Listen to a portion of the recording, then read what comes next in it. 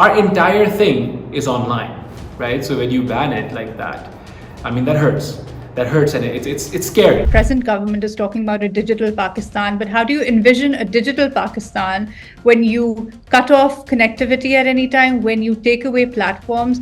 The internet is shut down in Pakistan for one whole day. It would cost the country a lot of money.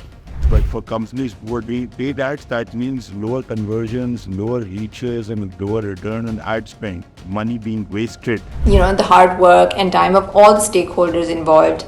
It's wasted. It also takes away that engagement with your audience, and it's almost like you have to rebuild again and again every time you come back.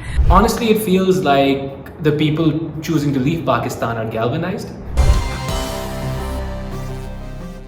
In today's digital world, the internet has become a lifeblood for the creator economy, fueling a vibrant ecosystem of content creators, influencers, and entrepreneurs. But what happens when this lifeline is suddenly severed? I feel like content creators are some of the people most impacted by internet bans and social media platform bans in particular, because our entire thing is online.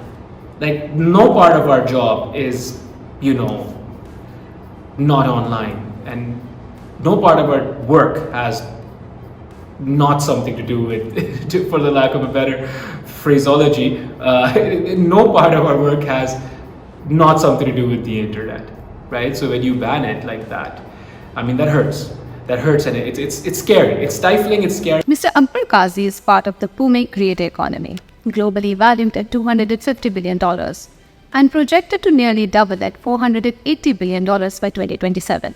This exponential growth is fueled by the surging popularity of social media and the rise of new monetization platforms driven by the consumer's hunger for genuine and relatable content.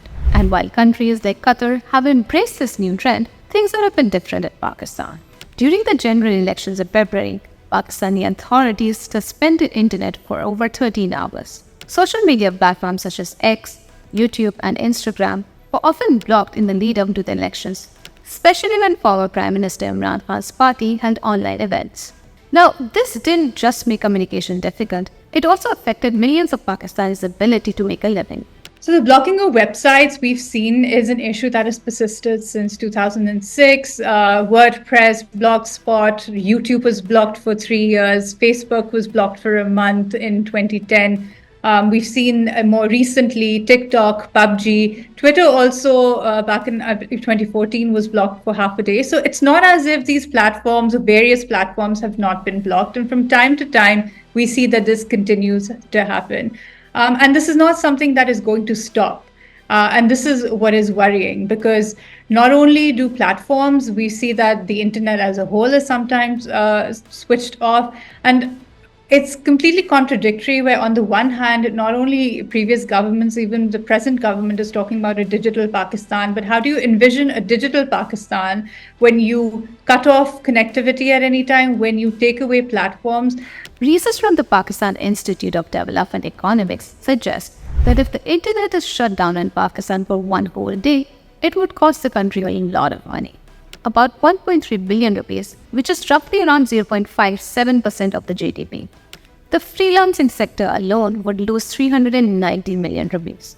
To give some context, freelancers made up about 14.77% of Pakistan's total income from exporting tech services, which was about $2.6 billion in the fiscal year 2022. We live in like a time where the internet and social media apps are so critical to so many people's employment and their jobs, and especially obviously content creators who depend on these platforms in order to produce, publish content and get eyes on them. And that's why brands are reaching out to them, because they develop this audience and they have this consistency. Stats by Data Darbar underscore the significance of digital marketing, which saw a substantial increase from 10.5% in fiscal year 2019 to 21.3% in fiscal year 2023. So how you essentially earn as a content creator is brands will get in touch with you and they'll want you to make a piece of content. It could be a story, it could be a reel, and then they essentially what they expect is a certain amount of traction, which is the number of views you get, so on and so forth, and that's basically what they pay you for. Now, social media has not only changed the way people consume information, it has also influenced how people shop. And this has given content creators the power to reach out to millions of people, making them very, very important for businesses. They help the businesses create content, find new customers, and build a strong connection with their target audience. In today's commercialized marketing landscape, relatability is more than just a buzzword. It's a necessity. So marketing and digital strategies and campaigns are really time sensitive, and everything is planned according to a calendar. Scheduling and slotting are done, and ads have been bought and planned. And there is, if you post at certain times, there is a certain guarantee of what kind of numbers you might be able to do. Not if the social media platform in question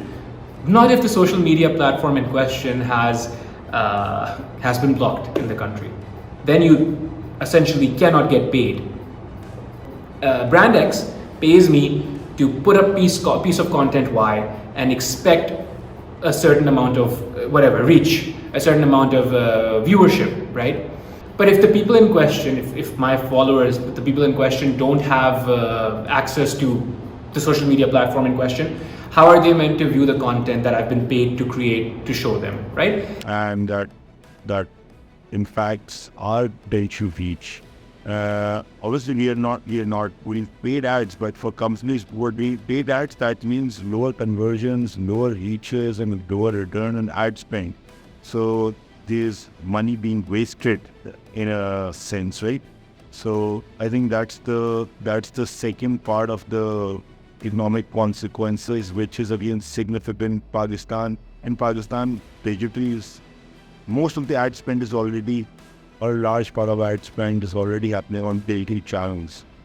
And when those digital channels stop giving that return on ad spend, it creates problems for businesses, it reduces their sales, and it reduces their ability to survive or thrive, right? So